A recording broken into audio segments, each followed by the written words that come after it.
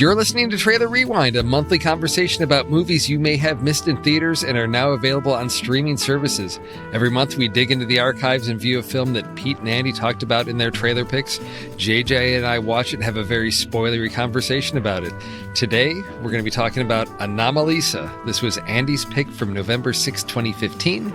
Today is February 20th, 2018, and Anomalisa is currently available on Hulu. Also Amazon Prime. And Amazon Prime. Oh, it's one of those two-fers. Yep, okay. Yep, that's where I watched. There we go. Hulu or Amazon Prime. Before we go any further, you should check out our ever-expanding back catalog for this show and its sibling shows over at thenextreel.com. And if you've stumbled upon us for some reason, you can subscribe in your favorite podcast app or follow us on Twitter, Facebook, and Instagram at The Next Reel. And whether you have just found us or have been listening for a while and become a fan of the show, you can easily become part of our community. Supporting us as a patron on patreon.com/thenextreel gets you connected with us on our Discord community, where there's always a fun conversation about films. You also get exclusive Patreon-only weekly Saturday matinee episodes. That's the new home of trailer picks and discussions of weekly film news and the lists. What is it to be human? What is it to ache? What is it to be alive? Each person you speak to has had a day. Some of the days have been good, some bad.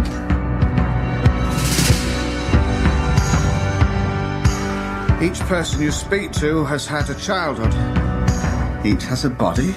Each body has aches.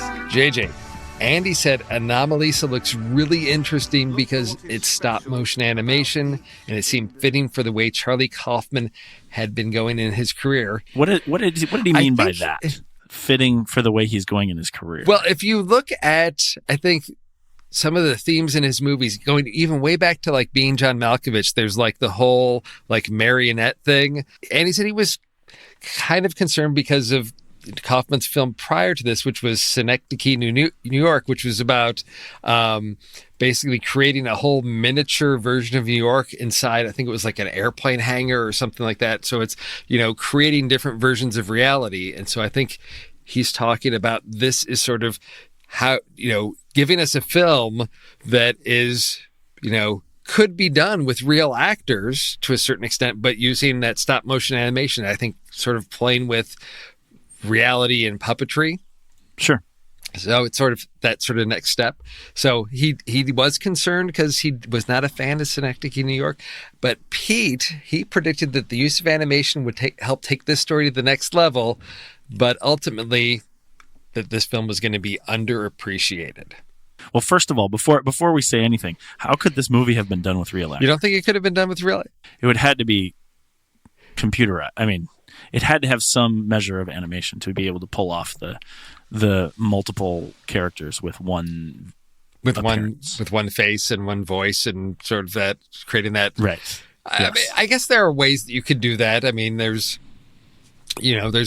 would require a lot of computer work, to composite all of those things together, or doing face replacements, so yes, I agree that part of it would make it easier to do with the animation. But I guess one of the pieces about this is why do something with animation that is really a story that's so rooted in real life?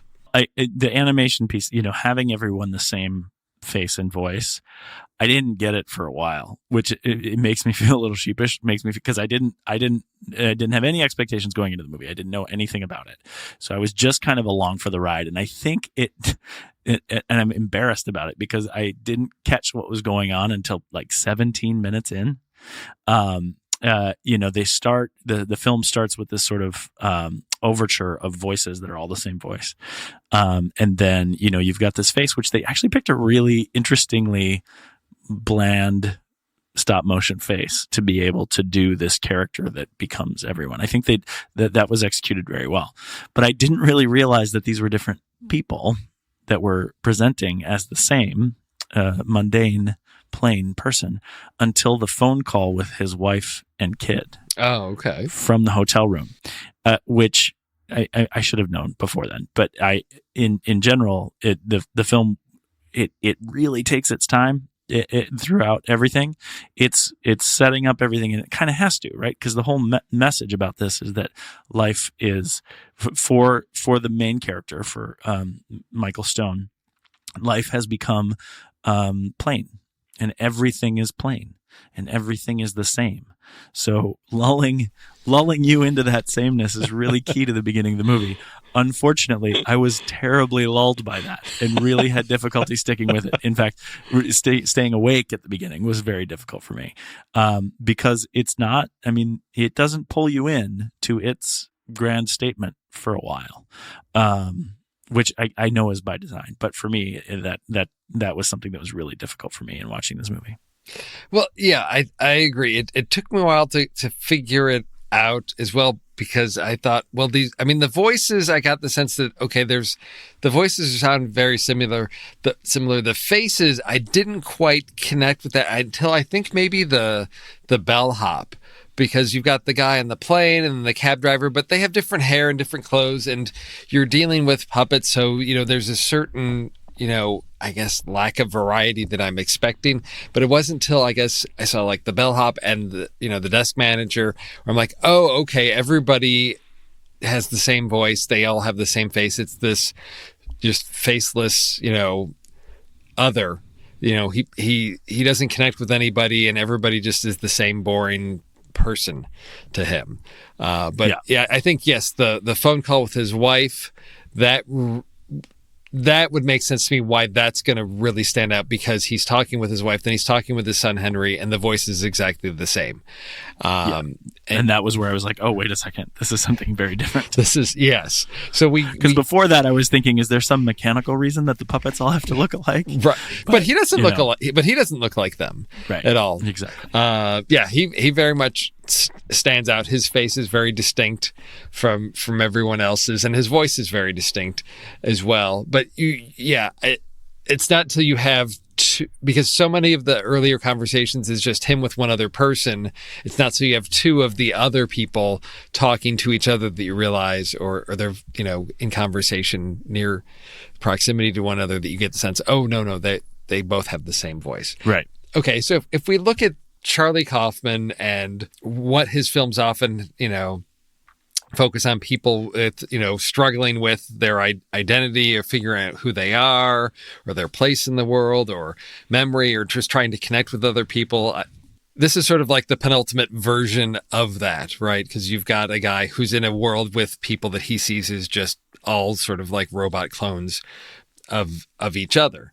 So given that you've now realized that's sort of the main sort of essence of the story, what do you think about the story that we are given and what it's telling us, or ultimately what Michael learns, or we're supposed to learn, or if we are to learn anything from this story? I guess, how did you feel about the journey that we are taken on in this world of Michael Stone, where it's him and just everyone else? Oh, I found it terrifying. It was very dark. Everything was very dark to me about it. I understand the sentiment, and I personalized the sentiment a lot, and it was really tough for me to get out of the dark statement that it was trying to push about the way that people view the world, about, in particular, love and life. That being said, it's relatively simple, right? The movie's an hour and 25 minutes long. So it's a relatively simple statement that's taken to an extreme that you get to, of course, when he's all of a sudden presented with this horrifying dream, and how does that work into his life, and how does the character really reconcile the fact that everyone is the same. But the reason why I bring that up is because I find that the way that I felt about this movie, one of the things, we've talked about on this show, when we talked about The Lobster, for example, which is a similarly dark and I guess a dark comedic statement about love and life. I liked that there was a whole lot of different application of the metaphor and the different pieces of the story in The Lobster. My approach with The Lobster, or my what I was left with The Lobster, was that there was a lot for it to say, and there was a lot to talk about. This movie, while doing it to an extreme and doing it in a really innovative way, I don't know that there's a whole lot to talk about. There aren't multiple pieces of metaphor to approach that I can pull out of it. And so what the effect it had on me then was just extremely dark, highlighted darkness about this man's approach and what this man sees love and life like. And it was pretty hard for me to watch, which doesn't make it bad, but it made it intense. So I think about those other movies that you're talking about with Charlie Kaufman.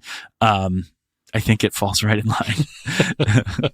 It's definitely dark, and through execution, you can either sit on the side of light with it, or you can see the sort of difficulty that Charlie brings in terms of human connection, because that definitely is expressed in this movie. Well, it's interesting you mentioned The Lobster, because the first time that I heard of either of The Lobster or Anomalisa, it was NPR, and I think these had both played same festival, and one of the correspondents was talking about these odd movies, and they mentioned both of these in the same breath because they just saw some similarities in terms of films that took a unique approach to dealing with people and the struggles with sort of interpersonal relationships, of building a connection to another person, and doing so with a story that is just so different and outside the box. And did not give a lot of spoilers, because they said I can't tell you too much because I don't want to give so much away that it's going to ruin your experience of the film, which I can understand for The Lobster. This one, I don't know that there's a lot to give away. Really? Well, I feel like there really is. Really a lot. Well, okay, so what? Because it's that one note and it's that one story, the turns in the story become really central to what is going to be revealed about Michael and about his view on, again, love and life. Yeah, I mean, this is the thing that... Or did you guess it? Is that the point? Like, you figured this was going to happen to him. Oh, what was going to happen with Lisa ultimately? Yes. At the end, I was trying to get a sense of it along the way, and I should have seen it coming.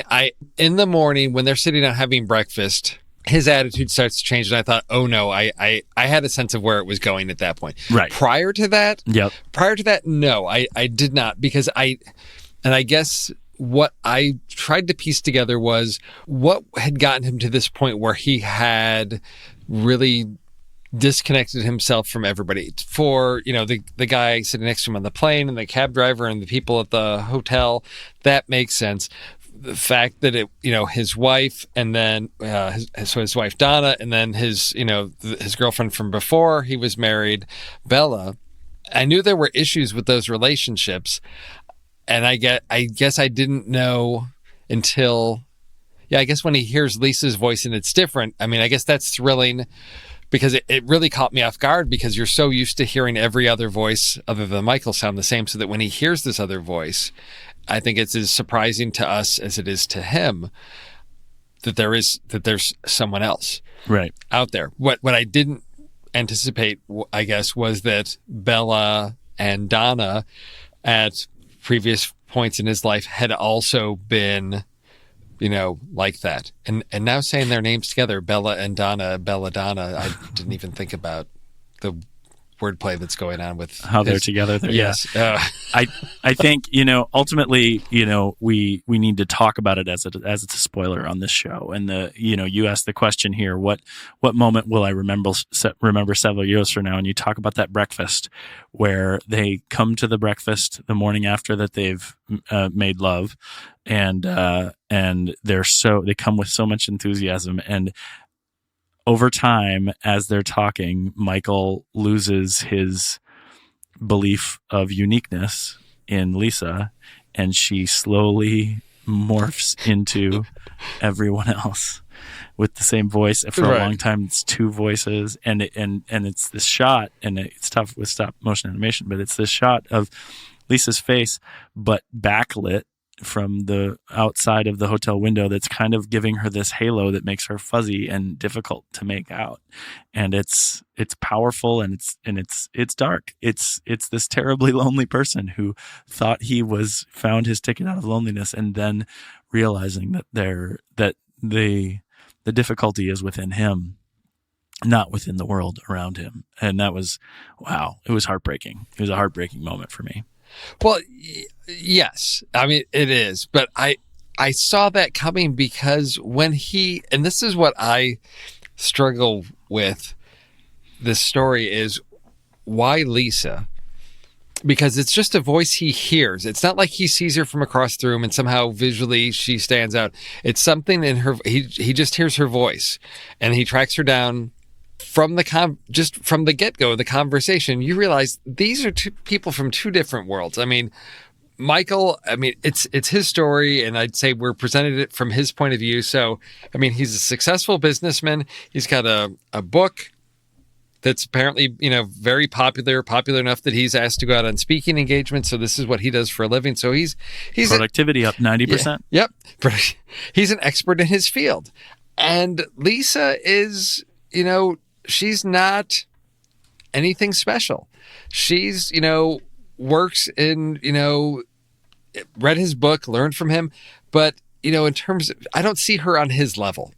Really, it's not like she's a perfect match for him. She's not, the top in her field. She's not one of these ambitious go-getters. She's somebody that's just, a person that goes in and she does her job, and she's read this book and it's helped her understand how to do her job better. But she's just sort of one of those worker bees of, she does those things, whereas he's sort of, outside that bubble. So I really struggled with what was the connection between the two of them, because I could tell this can't last, because they just don't have that much in common. There wasn't that meet cute where it's like, oh, these two deserve each other, they deserve to be together. So at breakfast, whether it's the clanking of the fork on her teeth or the fact that she starts talking about the zoo, which is exactly what the cab driver was telling him, it's just like the mundane, boring parts of existence. I saw that, this wasn't going to last. And it's a bigger statement about, his worldview, and how something simple that doesn't seem like it should trigger a simple anomaly that shouldn't trigger anything within him opened his heart up for a very short window. And again, it goes back to the part that the difficulty is with him and it's not with the world. And that's ultimately the resolution that we get at the end of the film too, as we see that Emily has a different face too. And that the problem is within the perceiver, not within the perceived. Right. And that gets to sort of my moment that really stuck out for me in this, is when he gets out of the shower and he's looking at his face in the mirror, and his face just starts like freaking out. Yeah, what's that? What was that?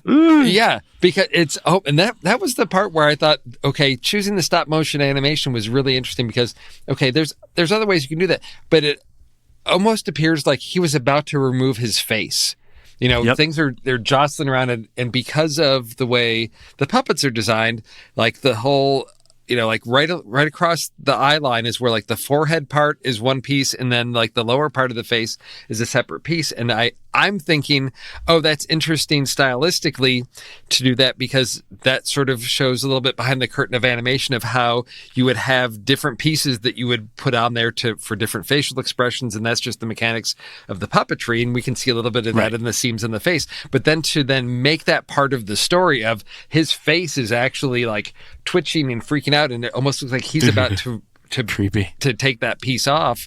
It makes me wonder about, is this supposed to be a story in the world of puppets that realize they're puppets, and that's what he's getting at? And I thought, okay, I'm getting way too far. The fact that then comes to his realization that it's a problem with him, with how he's perceiving things, because if he can look at himself and see himself not as he truly is, which is this whole facial freak out, then he's got to wonder about, or be aware of and conscious of, that he's got some issues with how he perceives everybody else, and that's a problem with him. And I don't know what, if the resolution of the story, if there's anything that he can do, or if he's just now accepted it or not.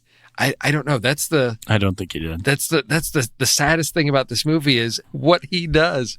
His motivational speech is out there telling as customer service, telling people about how everybody out there wants to be loved and you need to treat people as individuals. And it's like the one thing that he's successful for is basically a lie because he's not even capable of doing that himself. Well, you could look at it that way. You could also look at it that because he is so devoid of it, Yeah. that he is able to write it because he's so desperate to feel it, right? So he's cloaked himself in this experience of not seeing anyone as different. So he's informing people, he's giving people advice saying, do everything you can to make sure that everyone has a unique and personal experience with you, because that's what we all want. And, you think about his terribly lonely spirit that just doesn't have anything special in the world. Yeah. I mean, it's brutal. And then, you think about, what you get from a Charlie Kaufman movie, that I don't think it's resolved at the end. I think he's questioning reality, which is a theme for Charlie Kaufman, and not necessarily through questioning his reality, actually coming to a resolution that makes life better for him. It's showing that the fact that we question whether we exist and the existence of people at all in this movie, is not necessarily a question that's going to help us feel better about our existence. It's just something that we're beset with if we have those types of things, which I have in life. I don't know if everybody has. That's why I think when you watch this movie, similar to the other Charlie Kaufman movies, you're either going to be bored, confused, and disappointed by it, or it will take you into a very deep and potentially dark place. So you have to really kind of be open to that experience if you're going to want to go and check out this movie. To prep for our conversation, I had to sort of break out the sequences in the movie so I would have sort of touchstones, because there's not a lot of plot to it. It's just Right. a day in the life of, if you've ever wondered if there's a video cam in your hotel room, this is what it looks like. He walks into the room and we've got long continuous shot of him just walking in. He's going to go to the bathroom. He's going to unpack his bag. He's going to flip through the phone book. He's going to order room service. He's going to call home and have a short. It's super boring. It's really boring. Yes, it's you can say it. It's meant to be. That's the hard part. No, it is. In evaluation of the film. And that's where I wonder how well this holds up, because to a second, or repeated viewing, or if it's even necessary, or is this a film where you get it on the first, and there's not a need to go back and rewatch it because it is really straightforward. I think there are some pieces to put together on a second viewing, perhaps. Would you watch it again? And is that a strength of the film, or is that a flaw in the film? I'm not going to watch it again. Okay. I'll say that. But I will recommend it in a careful way to some people. But I definitely don't want to be in the room while they experience it. I will want to talk to them afterwards. Yeah. Right? I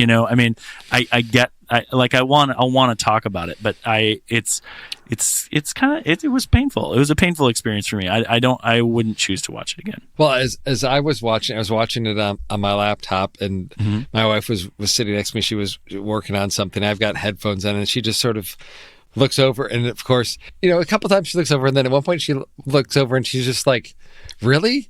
Male nudity on a puppet? What's with that?" I was like, well... And that's not the most graphic thing that happens in it. It's not. Full frontal male puppet nudity is not the most graphic thing in this movie that the puppets do. No. So, well, I should say maybe it is the most graphic, but it's not the most controversial. We'll say that. Well, are you talking about, as I jokingly tease Andy, that this is the little puppet porn movie where this is puppet porn. This movie is puppet porn. But to me, I know, again, to me it's appropriate because it just fits in with, like, this is just straight on real life. And we're getting that in all its, ugly, just boring. And boring. That's the thing. I saw one comment somewhere, or maybe it was someone's review of the movie, said this is the most human movie that came out this year, which, they're playing on the irony of the fact that it's stop motion, but it's totally true. That scene that you just described about him coming into the hotel room, it's really boring, and it's boring for effect.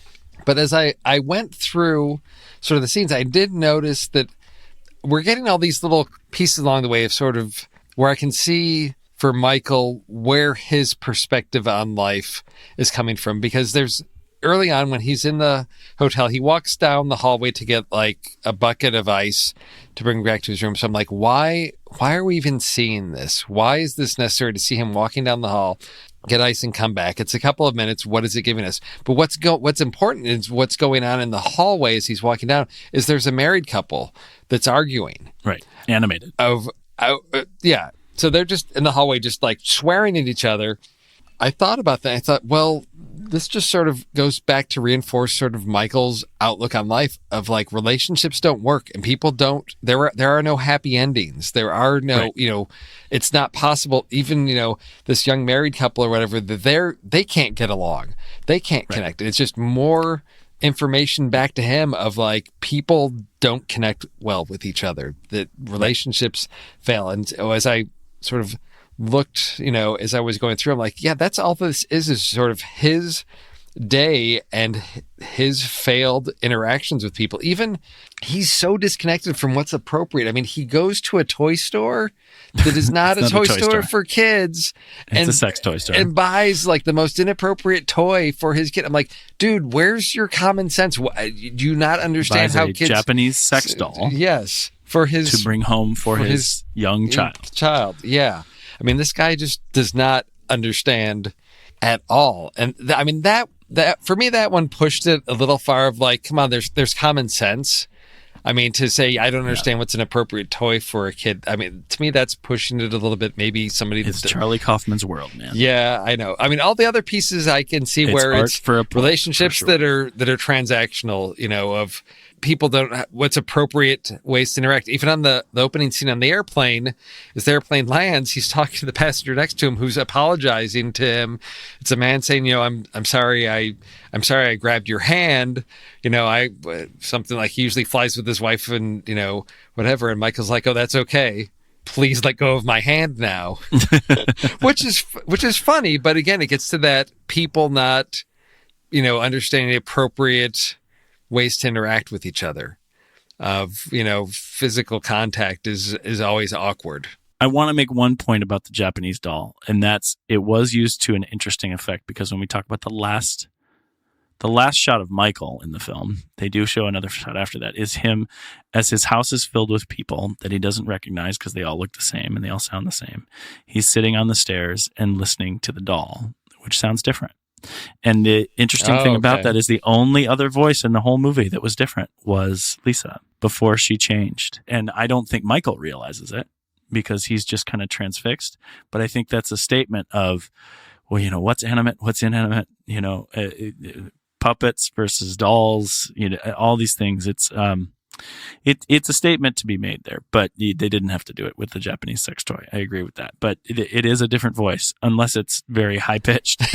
It's just a high pitched falsetto of the man. Who is the man that did all those voices? So that one man did all the voices. Tom Noonan did the voices of everyone else. And I will tell you, I really got tired of that voice. But I got really tired of it in the movie. But I mean, the thing that's interesting, I can imagine what Michael was dealing with. But the thing is, it's interesting is it's not like monotone.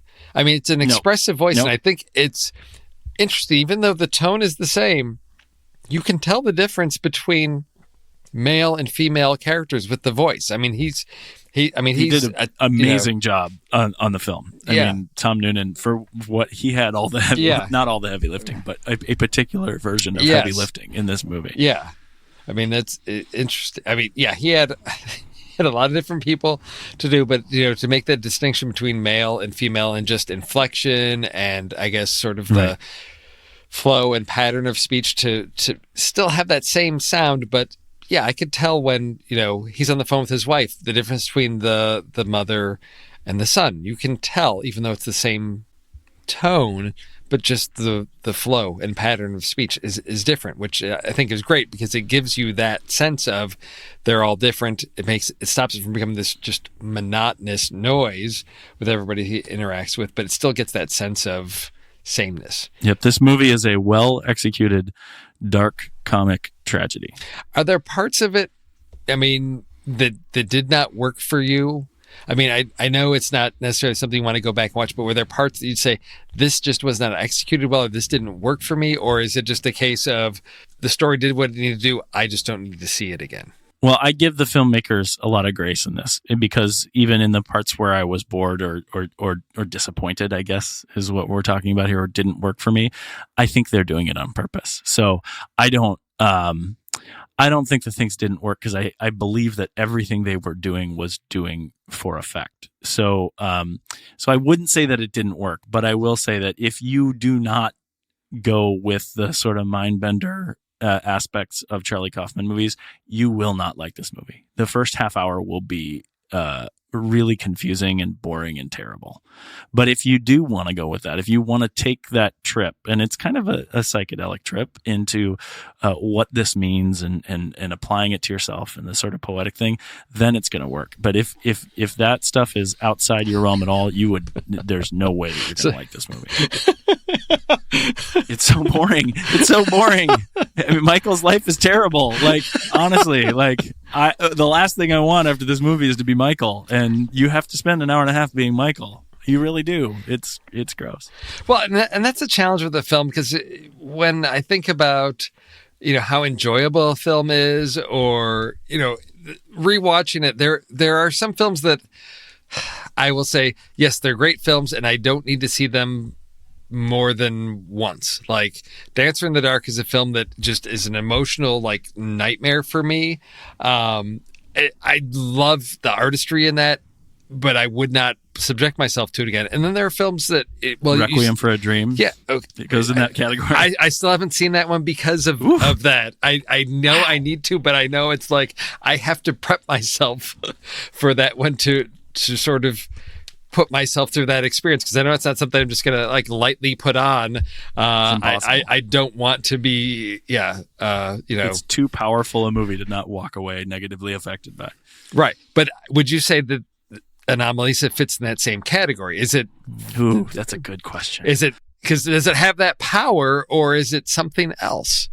No. Okay. It does. It's not of that quality. It's that creative of an idea. And honestly, it's a great piece of art. I think it's special for that reason. But I'm not going to be talking about an Anomalisa in the same sort of weight that I give to Requiem for a Dream. That there's so much to that movie, and so much weight, so much heaviness that comes from Requiem for a Dream. This is a very simple, heavy, dark idea, but in general, it doesn't have that sort of legs, I think. Well, I think you said, it's boring. It's a boring film, but it's boring on purpose. But so I don't know. Right. So yeah, I think, it's just, that it's intentional, right? And so I guess that's what's the redeeming quality of this, is that it's setting out to be boring, but it's doing that intentionally. It's not through failure to execute something. That's what it is trying to execute, is to give you a plain and boring life, because that's what this is really about, is about Michael's struggle to connect with somebody in a world of people that he finds completely boring or annoying, plain, or uninteresting at all. Right. Which I think is sort of, maybe that's the dark comedy to it, is he's not that interesting of a person himself either. At all. He's at all. He set this high bar for what, he needs to find in people, or maybe even not. And I guess that comes back to why Lisa, because again, she's nothing special. What made her the bright light, the unique voice? And they never say it, but the reality is, if he was being transparent and he could communicate like he should be able to, he could say, because you're different than everyone else. But the irony of that is that in his perception, eventually she becomes the same as everyone else. So what a beautiful statement that would be, to say that to her. But then that's really the kind of, I think, the artistic statement that the filmmakers are saying here, is that that's really difficult for us to articulate, because it's a moving target. And eventually you get to know someone and the novelty wears off. And even just saying it makes me feel sad. Oh, it's so tough.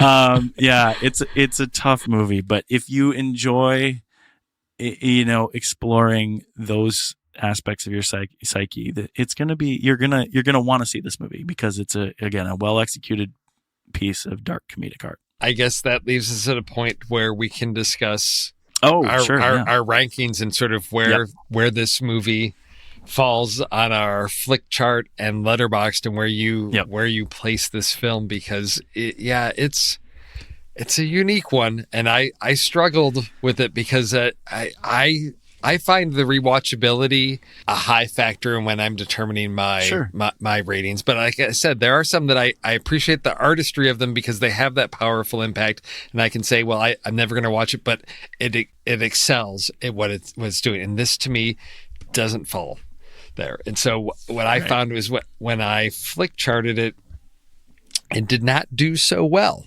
What number is it? So out of my, where am I at? 305, it ended up at 268. Oh, okay. So it's down there because I know what it was trying to do, and I think it did it, but it just was not an enjoyable experience for me.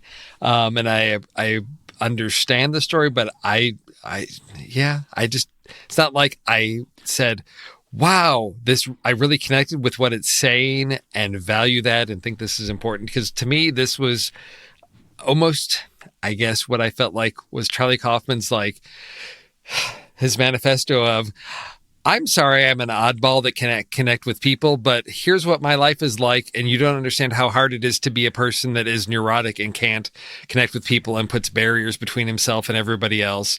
But that's who I am. His life is not like this. I sure hope not. But that's what I got as the story was of, like, here's a person that just has barriers and is so neurotic that he can't connect with people, I assume we're trying to have some sympathy since he's the main character, or try to connect. And to me, I was just like, no, he's just not a good person. And what percentage is that for you on Flickchart? 268 of 305. That puts it at. Let's see.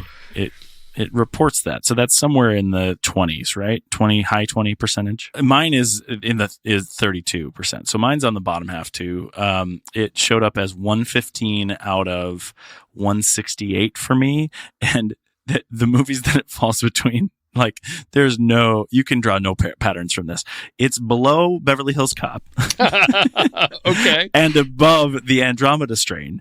And I mean, honestly, I can't figure out why it fits there in particular, but I will tell you that this movie, because of its content and because of its stop motion, sort of that nature, it leads to what we call Flickchart hate crimes all over the place, because there's almost no way to compare this to lots of movies. Again, I think it's a thoughtful idea, but it's kind of a big execution of one note, so I found myself doing that a lot. Like, if it felt like it was competing against a movie that was bigger in general, a bigger story, it usually got put down. So I'm 32%. Oh, okay. And how many stars did you find? So I give it 3 stars, which sounds strange because we're talking so negatively about it. And I actually give it a like too, because I think it's an innovative idea that's executed really well. It's just a dark movie. It's going to be, you're going to see it once, maybe, if this kind of poetry and this kind of art is something that's interesting to you. But I don't think it's a bad movie. I just think it's really a tough watch. So it's 3 stars and a like for me. I came in at the same place because I felt like 2 was too low, because I agree that it's not for me, but I think it is, in terms of the artistry of the film and what it intends to do, it does it very, very well. And I think, yes, it intends to be boring, and so I may not enjoy that, but it does it well. It executes well what it intends to do, and that's why I end up as a 3, because it's not like I can point to all these flaws of, well, I was bored because of these failings in the film. No, I was bored because the film wanted me to be bored. So I struggled with 3 stars, but I have to give it credit for successfully doing what it set out to do. But I put a like because I didn't hate this movie, like, walking away, like, I didn't feel like, oh, this is time wasted and I'm angry that, like, I could have watched something else, because I did appreciate what was going on in the story. This is a film that will be hard to know who to recommend to, because it's going to have to be somebody I know really, really well about what they like. Right. This is not something where just at the water cooler at work and be like, oh yeah, hey, you should check out Anomalisa. You do that, people are going to look at you oddly like, oh, Is that what you Just think people substitute hook? Anomalisa for puppet porn. Hey, Yeah. you should check out puppet porn. Yes, And like exactly. tragic puppet porn. See, where that's terrible. No, exactly. Yeah, this is one that you have to know somebody really well before you may be willing to recommend this or suggest that they watch this, because it's quite a disturbing experience and has an interesting, dark outlook on people and relationships. And what a contrast from Black Panther. Just what a the contrast from what we watched last weekend for the film board. Yes. It shows you how many different things can be done with this art form. It's beautiful. I guess coming back to talk about Requiem for a Dream. Sure. So for our listeners out there that may be struggling with whether to watch this or not after this conversation, what other films do you think might be sort of like signposts? Like, if you like this type of film, Anomalisa might be a thing for you. Well, I think you have to like Charlie Kaufman movies, Okay. first of all. Yeah. Because the grace, for both of our rating, giving it a 3 and a like, it's us giving the movie a lot of grace and a lot of respect for what it's trying to do. So you have to feel okay with that kind of aspect of it. So if you liked the dark parts of Eternal Sunshine for the Spotless Mind, this is going to be this is going to be that without any of the feel good uplifting things that actually kind of take place in that movie. Anomalisa is Eternal Sunshine with no hope. Okay. Yeah.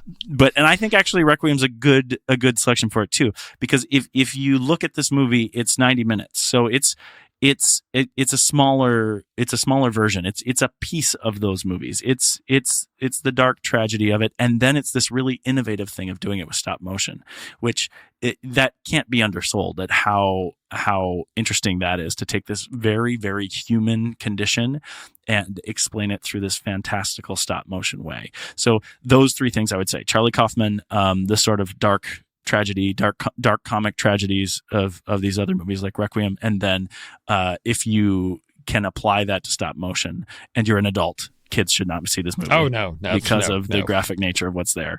You've got to be an adult, and you've got to be a pretty mature adult to be able to handle this movie too. So that's probably too long in terms of the recommendation, but like you said, you're going to have to know someone really well to bring up, hey, go check out Anomalisa. Yeah. So yeah. No, I think you really hit it right there as far as the cross section of film fans that this is going to appeal to. I think that in that intersection, there's a unique audience for this film that will appreciate and perhaps even enjoy and like this movie. I'm going to be interested to hear what Andy thinks after having seen this. If it's something that rises above, his disappointment for Synecdoche, New York, or if it languishes down there, or if he has a very dark side to him that is going to enjoy and appreciate parts of this film. So, Pete, I don't think I would want to wish this one on Pete. I will try to shield him from this as much as. Well, he did say he thought it would be underappreciated. Yes. So we'll try to figure out where he stands. Yeah. JJ, here we say when the movie ends, the conversation begins, and I've enjoyed our little talk about Anomalisa. But it's time to start another movie. What have you got coming up next in your queue of movies that you're going to be watching? So from the library, I checked out Hacksaw Ridge, which I missed in the theater. Okay. So I'm really excited for it. When it was in the theater, it didn't have anything into it that I thought would be special, but it was so acclaimed, and everybody liked it so much that I took a look at the jacket. To be honest, I read the jacket, read who's in it, read the story, and the story sounds really interesting to me. So I'm going to be checking out Hacksaw Ridge sometime in the next week. Good one. How about you? Well, I'm still trying to catch up on my Oscar stuff, but oh sure, I have caught up on quite a few of them, and I do want to report that I did get to see I, Tonya. Yay! So I want to thank you for that recommendation. And to me, that is the way biopics should be made from now on. I agree. It's just such an innovative way to tell the story. I had a great time with that. So I'm, And no one can criticize them for some lack of journalistic integrity because they told all the sides of the story. They said this might have happened, this might, but it was in the I loved it. I can't talk enough about it, I tell you. I think it's the best. The best in the crop this year. No, but what I'm really looking forward to is I think this coming weekend is when Annihilation comes out. Okay. So that's the Alex Garland sci-fi one with Natalie Portman that based on a book. Lots of positive buzz. I really enjoyed Ex Machina, so I'm looking for I've got a sci-fi fanboy inside me that's just busting the seams for a lot of the stuff coming out later this year. But this is one of those smart sci-fi films, so I'm really looking forward to that. And Jennifer Jason Leigh is in that. She is the voice of Anomalisa, so that's kind of a neat parallel to what we're talking about today. That's true. I completely forgot about that. Single white female. Oh, jeez. Backdraft. Are we just going to work? I like her. I like her stuff. She's done a lot of great movies. No, she's one of the. David Cronenberg, Existence. I just saw that. She's one of those. She's got an interesting career. We should tell Pete and Andy they need to do a Jennifer Jason Leigh series because I think there may be some interesting that's a things. Good idea. Yeah, she's one of those. She's got a big filmography. She does, and there's some really good stuff in there. So cool. There we go. Well, for our listeners out there, if you haven't already, give us a rating and review on iTunes. It helps other film fans discover us, and we hope that you will help people discover us because there's nothing more thrilling than discovering a group of like-minded fans online. It's like finding another person that isn't a generic person like so many of the others out there. And you can help The Next Reel by supporting us as a patron on patreon.com/The Next Reel. Your support allows us to continue bringing you great shows like our Speakeasy series. And JJ, in addition to the support from the fans, did you know that one other thing that makes these episodes possible? What's that? It's the amazing Pete Wright. Thank you, Pete, for being out there editing our shows and making us sound great. We couldn't do it without you. Thank you so much, Peter Wright. It doesn't sound as good until he touches it. Oh, that's for sure. He works his magic. But the best thing that you listeners can do out there is go watch a movie with a friend and then sit down and have a conversation about it. And if it's one that's been discussed on any of our shows, let us know. We love hearing from you. Hondo.